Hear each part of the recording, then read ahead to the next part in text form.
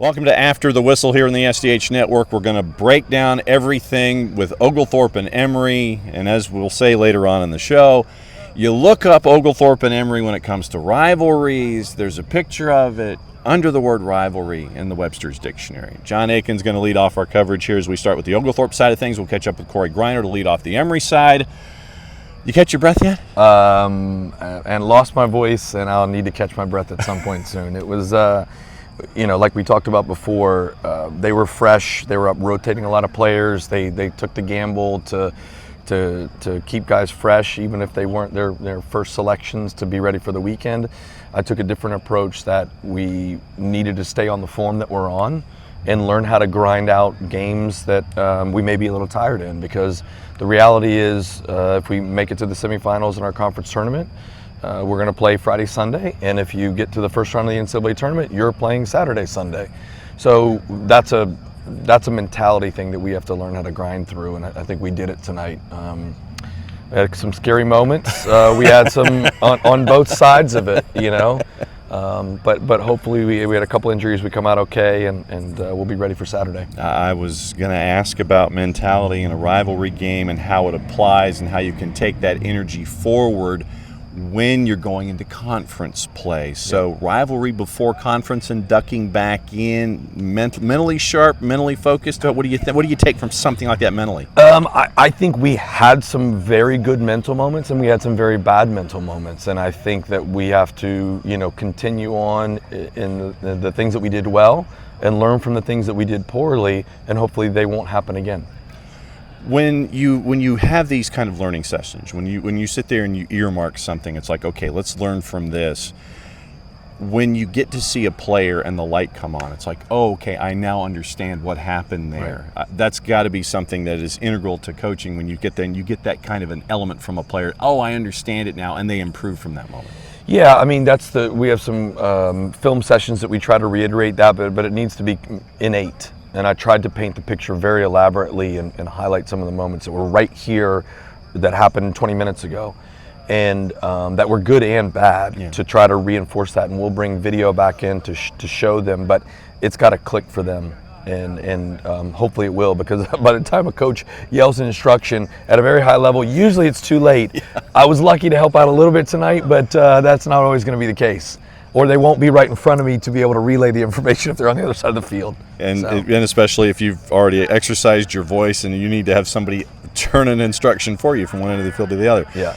Goalless after the first half. Yep. What was the conversation like heading into the second half? We were a little sloppy, although we did hit the bar and had a couple moments. Technically, they were very, very physical, and that was a tactical plan for sure to try to break us up a little bit. It was to stay the course and to find quality in those final moments, to be ready to capitalize on them. So that was, I thought we played well actually in the first half. Not as clean as we normally do, but we also played 48 hours ago, and they were sitting on 10 days rest. So I can't really be too upset that if I was at an 85% satisfaction rate and it was 0-0 against Emory, that's a positive. So then goals on the board, and then you're having to sit there, preserve that lead, knowing that Emory's going to be chasing after you for the remainder of time. There was a coming together in front of your bench where literally I think everybody from the 30330 zip code came and ran over to be a part of that coming together. But that's kind of part and parcel to this whole thing. The team navigated through it, pushed through it, you kept the lead, and you got the win. Yep.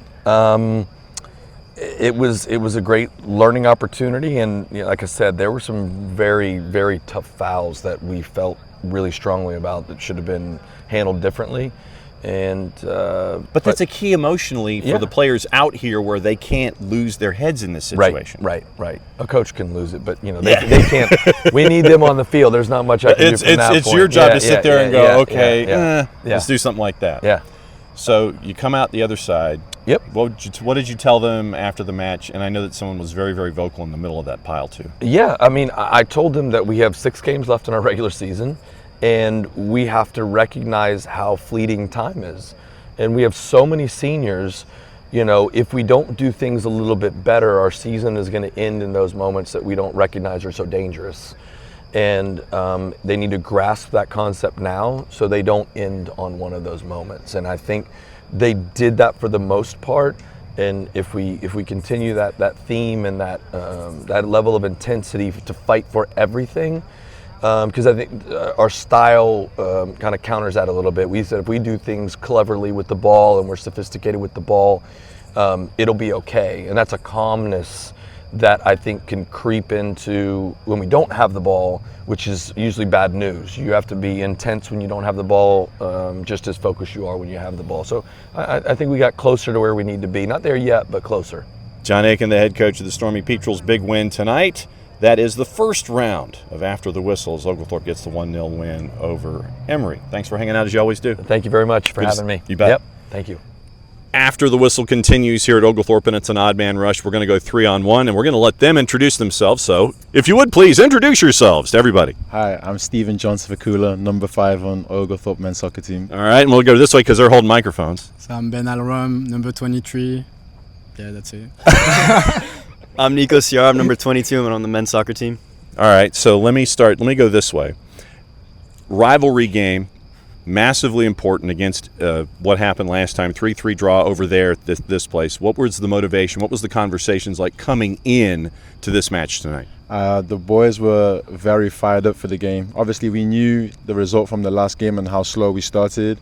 And with it being a rivalry, as you said, it was really important for us to come in and kind of establish our dominance, having coming in with a good run of form, winning the last 3 games.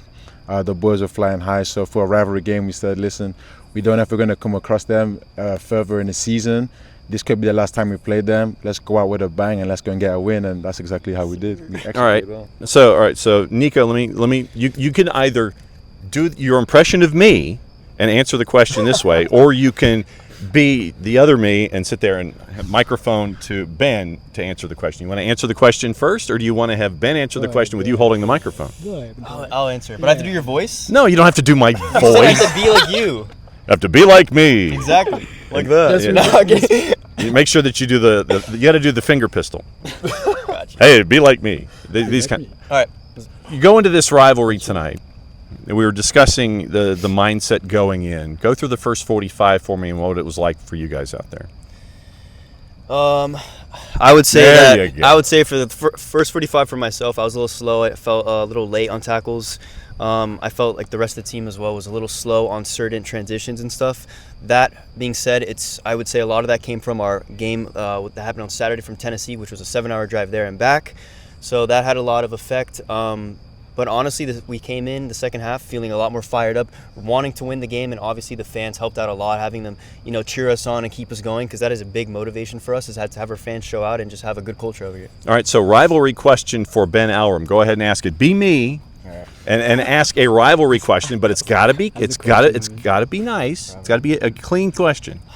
Be me. Filtered. Yes, it has to be filtered somewhat. So if you ask a rivalry question to Ben Alram, what would it be? Don't you just love this? Can I have an example? Can I get a nice example, and I'll. All right, let me go backwards. So Ben, post-game talk. You were the guy in the middle after it was all over. What was it like for you as a senior to get the win out there tonight and be able to deliver the message for the home stretch? To be honest with you, I like this question. Like I said at the beginning of the game, that's probably for 19 players on the team, the last game against Emory, and that's one of the only rival teams that we have in Arena, so that was actually a big deal for me, for my player, for everybody, So yeah, that was special. I never won against them. That's my first time. That's them first time as well. So. But I never lost. Yeah, we never lost as well. So I've never lost. That is true. But that was just tight. But today, we proved that we can fight on the field. And for me, like a derby, like a rival team, you don't lose a game, you don't tie the game, you win. So at the end, I'm very proud of everybody. Like I said at the end, job done, 1-0, derby done. So happy. All right. Very happy. So now. There's your example. Pretty good one. We're going to switch positions here. So you're going to come over here. You're going to ask a question this way. what would the question be going in that direction now? Since you've got an example of a question with Ben, question that way. All right. What's your favorite moment in the game besides the goal? That's a good question. That's a good question. Interviewer. I feel like my favorite moment in the game, besides my goal, honestly, I would go my favorite moment like throughout the whole day. I would say the build-up, because the boys were super fired up, like I mentioned before, and just to be around like the energy going into the game, you felt like today was going to be a special one. So I would say the build-up going into the game was my favorite part of the whole match day. So yeah, the pre-game. See, Pre-game was hype. Yeah. So pre-game was hype. Oh yeah, yeah. Like I mean, like I said, like that's a derby, you know. So even if we played 2 or 3 days ago, you know, like inside the locker room, we can see the face are already looking. Some guys are more like exciting, you know. So, but you can see when you go inside the locker room, pre-game, everything, like everybody was focused to actually play against Emory tonight. Yeah. All right. So last question across the board. Favorite derby other than this one, Steve? Go. Like in professional soccer also? Doesn't matter. Oh, I think there's only one. Just only one. The El Clasico, Real Barcelona. A la Madrid. Clash of Titans. All right, relax. A la Madrid. Relax. 15.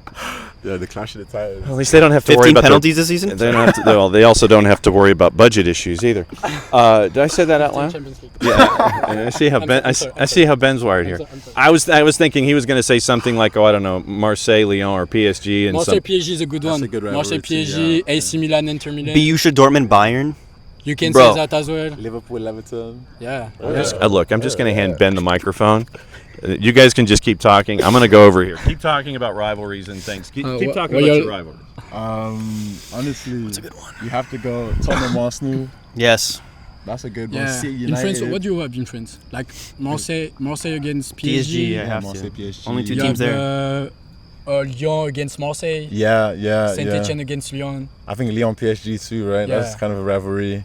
You have Oglethorpe against Emory. Yeah, that's a great That's a one. good That's a good rivalry, rivalry. Yeah. That's great. But I think nothing tops the El Clasico. Classico. Low key, right? I think The Classico older is Clásicos, yeah. like 2008 to 2011, different This is gravy. what happens when you give the student athletes the power of the microphone. After the whistle from the Oglethorpe side, with these guys on an odd man rush, 3-on-1, 1-0 win. Guys, thanks for dropping by for After the Appreciate you, Whistle. sir. Thank you very Yo, much. 3, 2, 1, ka-chow. Ready? 3, 2, 1, ka-chow. Time to start things off after the whistle in Brookhaven after the 1-0 nail biter with Emory and with Oglethorpe here with head coach Cory Greiner. When you look back at the match tonight, once again, you sit there, you look in Webster's, and you look at this rivalry, it's what this turns out to be. Yeah, no, it's certainly it's always an eventful affair. I think being a rival game and one of the older rivalries, it's it's a unique opportunity this season. The fact that we get to play twice, and I think certainly at times I think emotions boiled over a little bit for probably both groups, but certainly we're thrilled. We want to continue the relationship that we have with Oglethorpe and getting good games. At the same time, it was obviously good to get back out there after the long absence because of things that were out of your control. Did it take a little while to get into the rhythm of the game in and of itself, or did everything meet expectations in that first half? Yeah, I think in the first half we certainly wanted to kind of take a look at some things and try some new players and look at some different options, and I think it certainly took a little bit of time for us to find our rhythm, and I think if you look at the stat sheet, I don't know if we recorded a shot on goal until maybe towards the end of the half. So from us, I think not being able to play over the weekend because of the hurricane and storms and everything, games getting canceled, it was important for us to, one, play, but also try to make the most of opportunity of looking at maybe some new players. And at the same time, coming out of a rivalry game, heading back into conference play and things like that, where do you think you are right now coming out of this and heading into that full bore? Yeah, no, absolutely. I think that's one of the things we mentioned and we talked about right after the game with the players. It's absolutely critical for us. I mean, we're in a position now where those conference games are really important because realistically, I don't know if we're in the mix for an at-large bid from the region. So, I think the way many teams are starting their conferences, like everybody's kind of out to win the conference, and that's got to be our objective. And I think that was one of our goals early in the season, and that part hasn't changed for us. Last question for you, and thanks for hanging out. Absolutely. For those that don't know, how tough is this region when it comes to Division III and just the knockdown, drag-out nature that it is? Yeah, no, absolutely. I think certainly, if you look, I would say certainly like the past 5 or 6 years, in terms of the at-large bids and the teams that have made the tournament. I think anybody inside the top 5 or 6 teams realistically are getting into the NCAA's, and I think it goes as deep as 8 to 10 are kind of in the conversation. I know certainly there's going to be, who knows what's going to happen with the new MPI, the way those, the new dials are being turned, and we'll see how that works out. I don't really know when those get posted or if they get posted, maybe until the end of the year. But certainly in terms of our region, I think it's one of the strongest, I would say, in the country. And in terms of depth and quality, I mean, you can see, I think Oglethorpe was in the rankings this year in terms of the coaches poll. We know they're one of the best teams in the region. We'd like to think we can be at that level as well. Unfortunately, we weren't quite there tonight, but hopefully we can show some of that in upcoming games in the conference. And Cory, thanks for your time as always. Great game out there, great rivalry. We get a great chance to see Emory and Oglethorpe going at it. Thanks for hanging out with us after the whistle. Absolutely, I appreciate it. I appreciate everything you guys are doing for us. Thank you. That's the word from Cory Greiner from Emory. More coming up in a bit.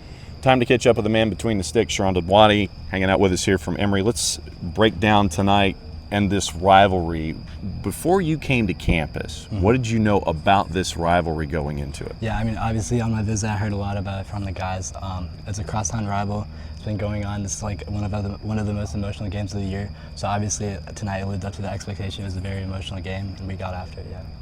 What was it like for you between the sticks? Because I mean, there were times out there where you had folks in each other's faces. It was pleasantries were exchanged, colorful metaphors, the whole thing. Yeah, for sure. I think one of the most important things is just keeping it cool, especially as a keeper. Like, you don't know when your moment's going to come, but when it comes, you just have to be ready. And the best way to do that is just be level-headed. So I think that was one thing I was trying to focus on, just not letting myself get too emotional.